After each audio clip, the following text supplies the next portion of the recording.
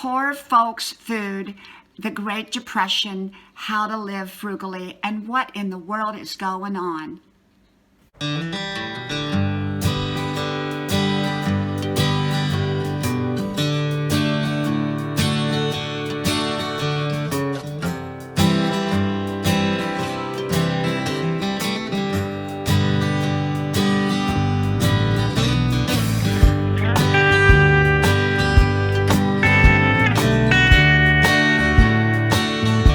What in the world is going on?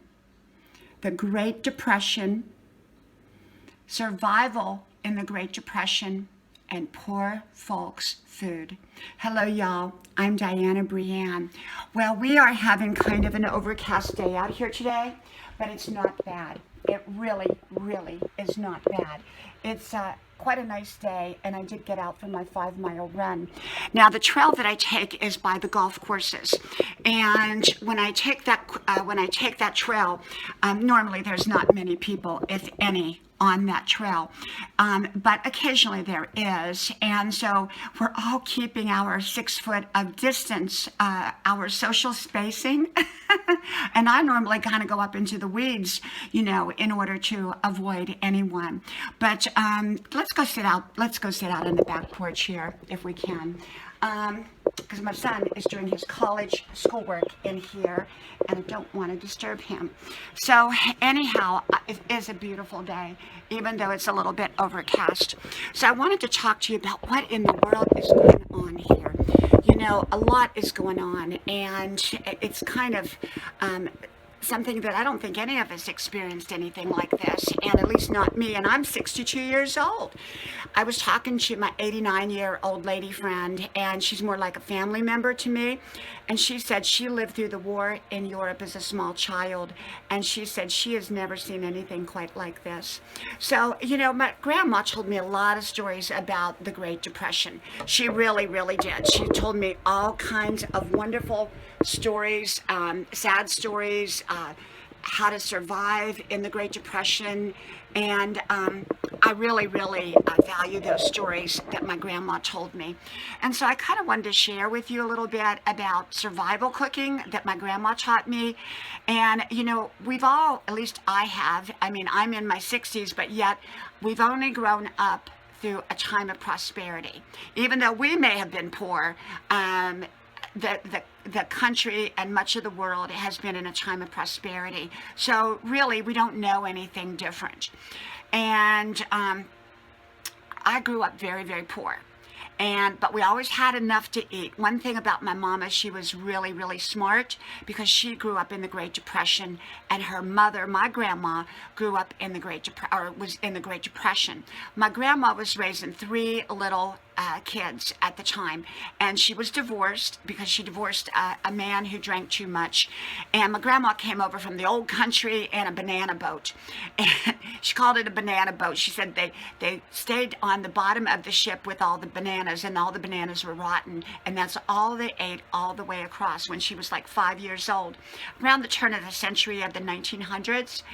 And then she got married at 15 or 16, and the man was not I guess he drank a lot, and so she divorced him, but by then she had 3 little kids. And so my grandma got in trouble because she was making peach brandy, and it was bootlegged, and so they put her in jail. But back then they could put, I guess, the kids in jail with them, you know, so that my mom was a baby. So my mom and my grandma were in jail together, and my mom was a baby. And so the Great Depression, my grandma did not throw away a crust of bread, even in the latter days. She never threw away anything. She never threw away a scrap of material. She turned it into something else. She did not waste. And so, you know, grandma was just taught me so much, and my mama taught me so much, and growing up poor taught me so much. So we used to go get boxes of commodity boxes on the courthouse steps. My brother and I, he would drive. He was 16, and I was, how old was I? I was 5. And so my brother and I would drive in our old car that sometimes only went in reverse. And so I would be on the lookout for any police that would come by and tell them to pull over so we didn't get in trouble for going in reverse all the way to the courthouse to get the commodity boxes. Commodity boxes were like, they gave you bread, they gave you flour, sometimes milk, sometimes eggs, sometimes a little piece of meat like a can of Spam or something. And we learned to build a meal off of those commodity boxes, and we always ate well. My mom, she made homemade noodles, which I can tell you I make them to this day.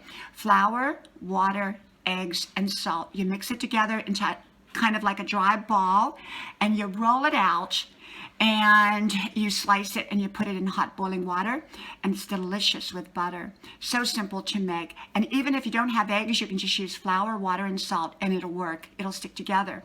And so there's so many meals that my grandma, my mom taught me how to make, and I'm going to share a few of them quickly with y'all. And I just want to say that, you know, we really don't know what's really going on in the world right now. And it's really kind of a crazy time, I think, for all of us. And yeah, I think it's a crazy time. And I've never lived through something like it. But one of the things is a lot of people don't know how to live poor. And I grew up poor, so I know how to live poor and do it well. And poor folks' food. And we did a lot of poor folks' food. One of the things that we did was a bag of potatoes. We would take that bag of potatoes. We're going to go in Grandma's parlor for a few minutes, okay? Because I just really don't want to disturb my son while he's doing his college work. The lighting probably will not be all that good in Grandma's parlor here on the 100-year-old couch. So anyhow, you know, some of these videos, I make them and I put them up regardless of how they turn out. And so sometimes my makeup is smudged or my mascara is smudged, or, you know, there's noise in the background or the phone rings or whatever. But my grandma could take a bag of potatoes, and I can take a bag of potatoes and turn it into almost anything.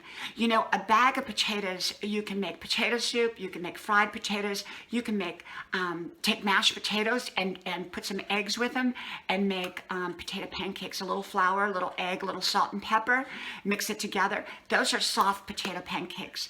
Now, the European potato pancakes are a little more complicated. You have to grate your potatoes, and then you mix egg in with it and a little bit of flour, and you fry them. They're so wonderful and delicious. I talked about fried pickles before, my favorite, fried green tomatoes. I love them. And there's so many things that a person can make that doesn't cost a lot of money. A box of grits or a box of cornmeal, you just boil that in water with a little bit of salt, either one, and then you put it in a pan, a buttered pan, let it harden, and you slice it, dip it in flour, fry it. You can put butter on it, or you can put corn syrup, you know, corn, pancake syrup on it, and it is so, so good. When I had my $9 a week apartment, which I told you all about that in the other video, I was 17 years old, and I was working as a hostess, and I didn't make very much money, and I only had $1 for a week, so I went out and bought, I think it was either cornmeal or grits, and I made the pan, boiled it, put it in a pan, and then I would slice it, made my own brown sugar syrup, just out of brown sugar and water and butter, and actually, I ate that for a whole week, and it was so good and so delicious, and cost me less than $1 to make all of it. And actually, I fed all the women that, or not all the women, but it was kind of a house that was an old mansion, and we had old ladies and ladies of questionable values, and I was neither. And so the ladies of questionable values would come by and ask if they could have some of my fried grits or my fried cornmeal mush. And I did. I gave them that, and they loved it. And so what I'm saying is, it doesn't cost a lot to eat, and you just have to understand that we've grew up in an instant generation where everybody makes food, and the food is instant, and so it costs more. Or we go through the drive-thrus, or we go through the restaurants, or we go through the takeout takeouts or we go through the delivery, and that costs a lot. And a lot of people can't afford that now. And so what I'm saying is there's a zillion ways that you can cook inexpensively and still cook healthy. I don't eat meat, and my family does, but I don't. So I kind of cook two different kinds of meals. And but actually, in my opinion, meat is not all that healthy. Now some would say, oh, that's not so, and you may be right, I don't know, but that's just my opinion. So I don't worry about the meat part of it. And we grew up on poor people's butter, and poor people's butter is margarine. Now, margarine, or oleo as it was called in my day, is not probably the healthiest to eat. And but that's what we ate. We ate margarine. And one time I played a trick on my husband. I have to tell you about that. I played this trick on my husband. He said, I can tell the difference between butter and margarine. I said, okay. So one day I took a butter tub and I put margarine in it, and I kind of whipped it around, made it look real good. And so he used it. He said, now, see, I told you I could tell the difference. This is real butter, and that other was not.